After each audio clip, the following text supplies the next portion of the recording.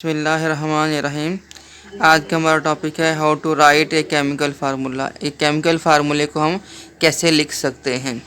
अब chemical formula को लिखने के लिए हमारे पास तकरीबन पाँच पॉइंट हैं, पांच हमारे इसके रूल हैं, पांच असूल हैं जिसको हम इनके मुताबिक देख के तो हम इसको लिखेंगे तो बिल्कुल हमारा जो केमिकल फार्मूला है वो ओके लिखा जाएगा, बिल्कुल सही उस पर लिखा आ जाएगा। ठीक है। नंबर 1, पहले इसको पढ़ लें। Compounds are represent by chemical formulae as elements are represent by the symbols. ठीक है, तमाम एलिमेंट्स को हम सिंबल्स से ज़ाहिर करते हैं और chemical formula of the compounds are written keep in the following step of the consideration. और केमिकल जो फार्मूला है हम उसको मुख्तलिफ़ स्टेप्स में गुजार के हम उसको सही तरीके से लिख सकते हैं। वो स्टेप्स कौन कौन से हैं। नंबर 1, ये symbol of the two elements are written side by side in order of the positive ion for the first and negative ion on the latter. जब हम किसी भी एलिमेंट की सिंबल से ज़ाहिर करेंगे तो उसकी जो पॉजिटिव आइन है वो पहले लिखेंगे और नेगेटिव आइन को बाद में लिखेंगे। फॉर एग्जांपल NaCl है तो सोडियम जो है वो पॉजिटिव है, Na प्लस पॉजिटिव है और Cl माइनस है तो Cl बाद में लिखेंगे। सोडियम हम पहले लिख देंगे और Cl क्लोराइन जो है वो नेगेटिव आइन है वो बाद में लिखेंगे। ठीक है, हाँ, पॉजिटिव पहले लिखना है, नेगेटिव बाद में लिख देना। The valency of the each ion is written on the right top corner of the its symbol. जब भी हम किसी एलिमेंट की वैलेंसी लिखेंगे तो वो राइट टॉप कॉर्नर के ऊपर हम उसको लिख देंगे। जैसे कि सोडियम है, इसकी वैलेंसी है 1 तो पॉजिटिव हम टॉप राइट कॉर्नर के ऊपर पॉजिटिव लिख दिया। और अगर कैल्शियम है, इसकी वैलेंसी है 2 तो इसको हमने टॉप राइट कॉर्नर के ऊपर 2+ लिख दिया। अगर क्लोरीन है तो इसकी वैलेंसी 1 है तो माइनस करके टॉप राइट कॉर्नर के ऊपर लिख दिया। ऑक्सीजन है तो टॉप राइट कॉर्नर के ऊपर -2 इसकी वैलेंसी हमने लिख दी।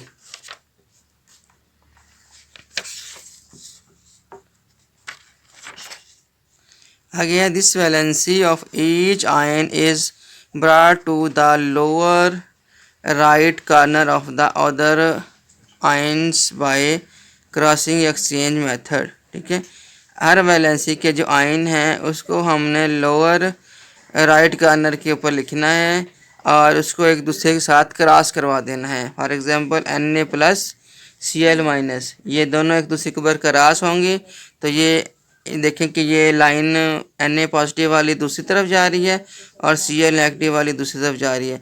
जब हम इसको लिखेंगे नीचे वाली लाइन तो वो NaCl आ जाएगा। ठीक है, पहली लाइन, दूसरी लाइन, तीसरी लाइन की बात कर रहा हूँ। ठीक है, अब कलर आगे है कैल्शियम क्लोराइड Ca2Cl। अब कैल्शियम के ऊपर दो वैलेंसी कैल्शियम की 2 है, 2 पॉजिटिव है और क्लोरीन की जो वैलेंसी है वो -1 है।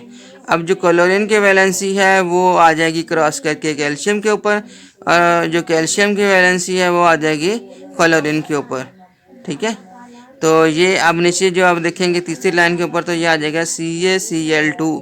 ठीक है, उसकी वैलेंसी जो है वो उसके ऊपर आ गई है और उसकी वैलेंसी उसके ऊपर आ गई है।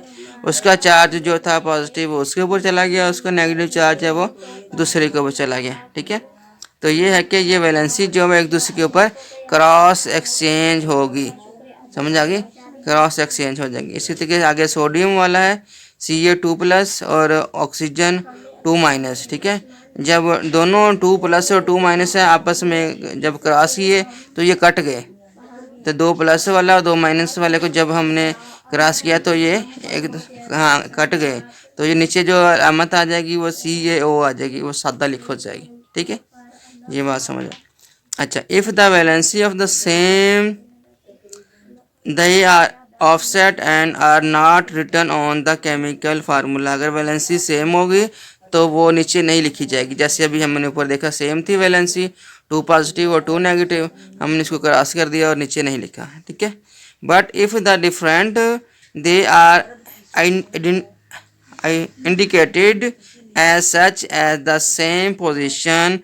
For example, in the case of sodium chloride, both valency are offset. Our formula is written as NaCl. ठीक है, दोनों की वैलेंसी सेम थी इसलिए वह नीचे नहीं लिखी। अगर कैल्शियम क्लोराइड की वैलेंसी ले लें तो वो CaCl2 है, उसकी वैलेंसी दोनों की सेम नहीं थी इसलिए वो साथ में नीचे क्लोरीन के नीचे दो एटम उसके लिख दिए गए कि ये दो इसके क्लोरीन जो है वो दो यूज़ होंगी और जो है कैल्शियम है वो एक एटम यूज़ होगा, तो ये आगे फिर एक कंपाउंड बन जाएगा।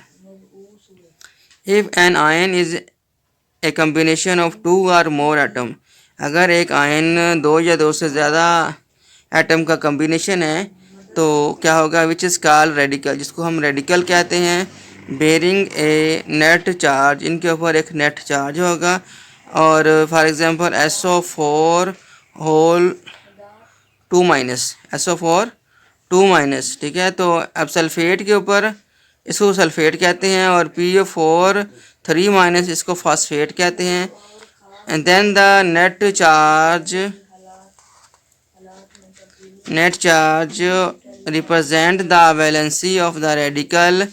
अब जो नेट चार्ज है उसका क्या होगा, रेडिकल का, वो क्या कहलाएगा, हाँ वो आगे बताते हैं। Chemical formula of such a compound is written as explained in 3 और 4, ठीक है। सेम वही ऊपर वाला है कि उसका चार्ज जो है एक दूसरे के अंदर क्रॉस एक्सचेंज हो जाएगा और अगर वो एक जैसे हैं तो वो नहीं लिखोगे, अगर वो कम या ज़्यादा हैं एक दूसरे से तो वो उसके जो है रेडिकल वैलेंसी जो है वो लिख हो जाएगी।